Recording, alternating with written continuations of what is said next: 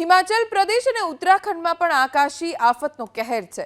વાદળ ફાટવાની ઘટનાઓને લઈને હિમાચલ પ્રદેશમાં અત્યાર સુધીમાં 49 લોકો ગાયબ છે। 31 જુલાઈએ મંડી, કુલ્લુ અને શિમલાના રામપુરમાં વાદળ ફાટવાની ઘટના બની, ત્યારથી કેટલાક લોકો ગુમ છે। આ તરફ લાહોલ સ્પીતિમાં વાદળ ફાટતા તબાહી સર્જાઈ, જ્યાં પૂરના પાણીમાં તણાઈ જતા મહિલાનું મોત થયું।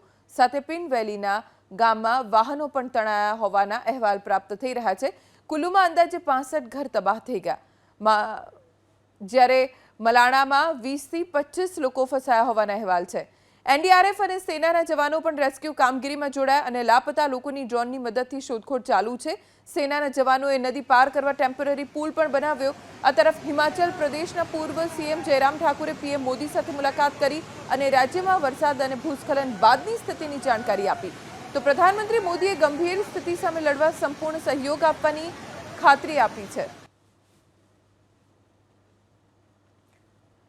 પહાડો ઉપર સતત વરસાદના કારણે લોકો મુશ્કેલીમાં મુકાઈ રહ્યા છે। કેટલાય લોકો લાપતા છે, જેમને શોધવા માટે ડ્રોનની મદદ લેવામાં આવી રહી છે। બચાવ અભિયાન માટે સેનાની પણ ક્યાંક મદદ લેવામાં આવી છે। ઉપરથી ભૂસ્ખલન પણ ખૂબ થઈ રહ્યું છે, જેના કારણે લોકોના ઘર તબાહ થઈ રહ્યા છે। ઉત્તરાખંડમાં તો 7000 લોકોને સ્થળાંતરિત કરવામાં આવ્યા છે। પહાડ ઉપર તબાહીના આ તાંડવની તસવીરો અમે આપને દર્શાવી રહ્યા છીએ, જ્યાં મોટા મોટા પુલ જાણે હતા જ નહીં એવું જોવા મળ્યું। કેટલાય વિસ્તારોમાં તેજ પ્રવાહ બધું જ પોતાની સાથે તાણી ગયો।